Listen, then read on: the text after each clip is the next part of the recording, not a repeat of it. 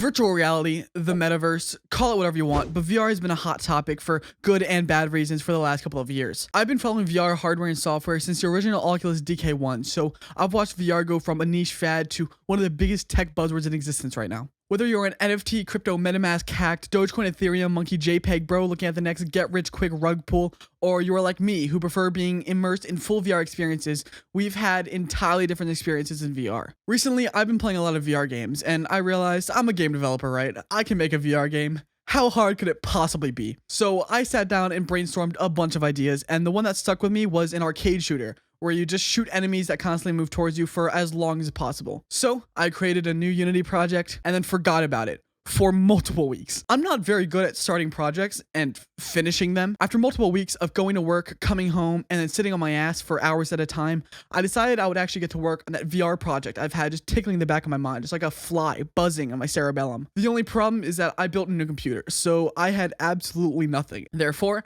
the first course of action was to actually install Unity. And once I had it installed, I created a new URP project, and I got to work on my next big project. Starting off this project, I can't use any of the usual scripts for game development since VR is an entirely different medium than flat screen games. Because of the different ways you interact with the world around you, the player movement script I've been tweaking over the past year cannot be used. This also means that I am entirely out of my element. Thankfully, I found some videos by Valum that helped me get started with this project and made learning VR development much more straightforward. Instead of getting VR working on my own, Unity has been developing the XR toolkit, making VR and AR development more accessible than ever. The XR toolkit supports all major platforms, so PC VR and standalone headsets can run the games with few issues. Once I installed the XR toolkit, I still needed to set up everything required for the player. All of the inputs for the headset and controllers were created by Unity using the somewhat new input system, so getting everything moving needed minimal setup. Once I brought the input mappings into my project, I could start putting together the player controller. The XR toolkit has its own starting point with the XR Origin game object, making creating the player controller much easier. Jumping past all the boring stuff, we finally had movement in the headset and the controllers. Currently, the hands are just placeholder cubes, so I imported the Oculus hands package so I could get some actual hands in. I attached the hand models to the traction controllers, and they were now following my hands.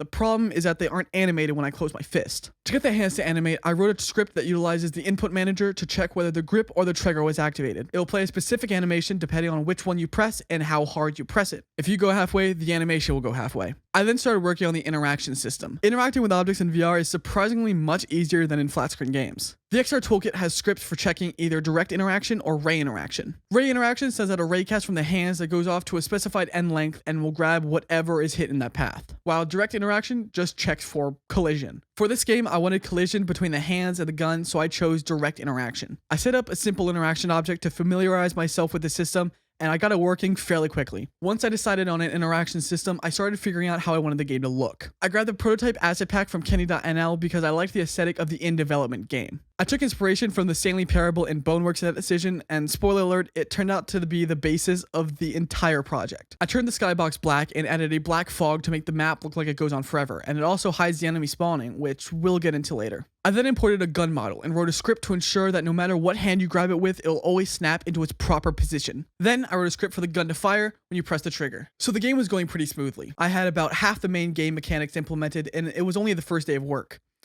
Well, remember when I said I sucked at finishing projects?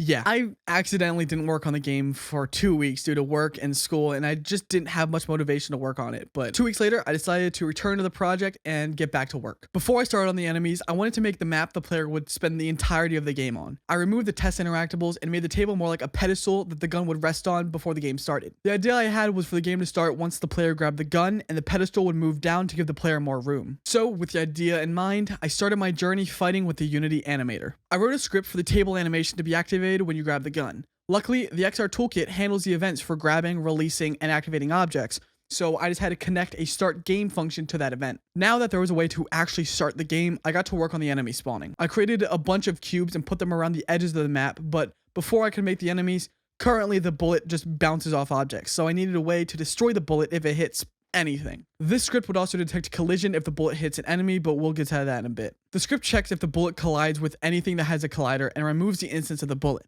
However, if the bullet has the enemy tag, it will remove the object and the bullet instance. But currently, nothing has the enemy tag, so currently that just does nothing. Then I created a game manager object and attached a spawn manager script. For the spawning, I created an array variable of game objects called spawners and attached all of the spawner game objects to it in the inspector. Then I made a variable called spawn delay, which would be the time in between the spawns. I then created an IEnumerator function that would pick a random spawner from the array and instantiate an enemy as a child of that spawner. I then had to make the actual enemy prefab. For now, the enemy will just be a gray cube, but we'll change that in a bit. Then I created an enemy behavior script, which will house all of the behavior related to the enemy. I'm sure you could have inferred that from the name, but you know, I just have to explain that.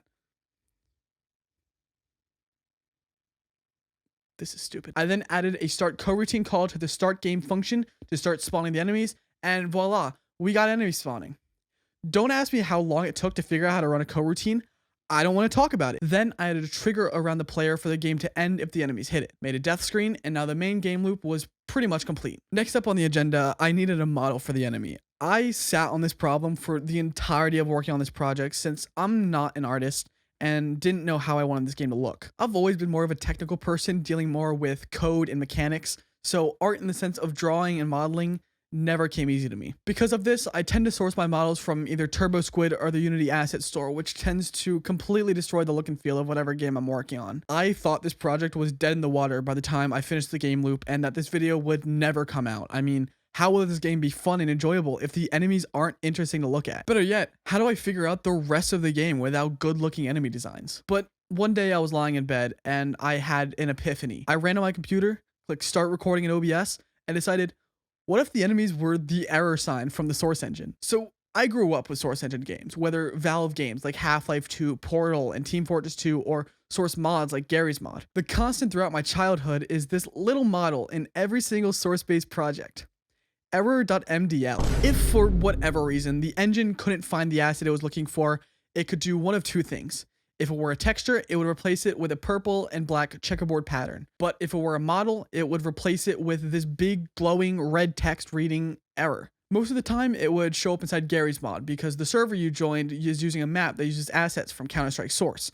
And you don't have Counter-Strike Source. Because why the hell would you have Counter-Strike Source as a 9-year-old? So because of my childhood fixation on Source games, why not pay homage and make the enemies the error signs? This ties in nicely with the entire aesthetic of the game and allows me to make the game a big joke about programming and game development in general. After a bit of searching, I found the model on Sketchfab and downloaded it as an OBJ file. I brought it into Unity and replaced the current enemy cube with the new model. I wanted to make it glow, but it showed through the fog, so I couldn't. Now that we had enemies, I could get started on the scoring system. I originally wanted the player to score whenever they shot one of the enemies, but apparently I'm not smart enough to do that. So I decided to just count the score up every second. I then discovered a bug where my coroutines kept running multiple times. This means way more enemies were spawning than they should, and the score was adding up way too many times. After some debugging, I discovered that I was running the start game function every time the player grabbed the gun. So if you just let go of the gun and then grab it again, another coroutine is created. Do this a bunch of times, and now the game is no longer fun. To fix this, I just had a boolean that gets set to true whenever the game is first started, and every time the start game function tries to run, it checks if the boolean is false. This will prevent the coroutine from running if they have already run once before. So we have now made it to the boring parts of the game development process. Despite main menus being pretty trivial most of the time, I'm incredibly dumb and over-engineer the shit out of it. In VR development, traditional UI elements obviously do not work. Unity has considered this, however, and implemented a VR canvas into the XR toolkit. It acts pretty much like a usual Unity canvas, but just in a 3D space. I got started on the main menu, taking some inspiration from Bonelab's main menu, which has a similar environment. And now I guess it's as good a time as any to announce what I am calling this game. I went through many names for this project while developing. In most of the footage, you're going to see it named Bug Hunt, but I think I settled on the final name as of writing the script. Currently, I am calling the project Error Management, and if you see it in the itch.io page and it's called Error Management, I didn't change it. So let me take a sip of my drink. Now that we have a name, this is the final main menu. Not horrible, not great, just mediocre, but who cares? When switching between the main menu and the main game and vice versa, there is nothing in between. It just switches. So we need some sort of loading screen, fade, or just something to break that up. In most of my games, I do a fade between scenes. It's just something I've always done. Well, I decided to do it for this one as well. Remember when I said that UI does not work well in VR? What I would usually do is add a black panel to the foreground of the canvas. When it's time to fade out or fade in, I will play the respective animation controlling the transparency. In VR, UI panels don't go to the headset, they just appear in the game window. So I need to figure out a different way of adding transitions. The method I used was a little janky, but it works. I added a sphere and attached it to the camera as a child. Then I made the sphere render inside out and the material pitch black. I added an animation for fade in and fade out and made it control the material's transparency. Then I just had it call the animation whenever you press to play the game, or go back to the main menu, or go to the death screen, or from the death screen to the main menu, death screen to the main game. Whenever you're switching scenes, it'll play this animation. This is probably not the best way of doing it, but I couldn't find any other way of doing it, so this is the best I've got. Now, I didn't record the rest of the progress on this game since it was pretty straightforward. I added an options menu, a pause menu, sound effects, music, and all that shit. Once I had that in place, the game was finished. I finally finished the game, guys. It's been, how many fucking, like a year since The Space That Nobody Occupies, so feels pretty good to finish an original game.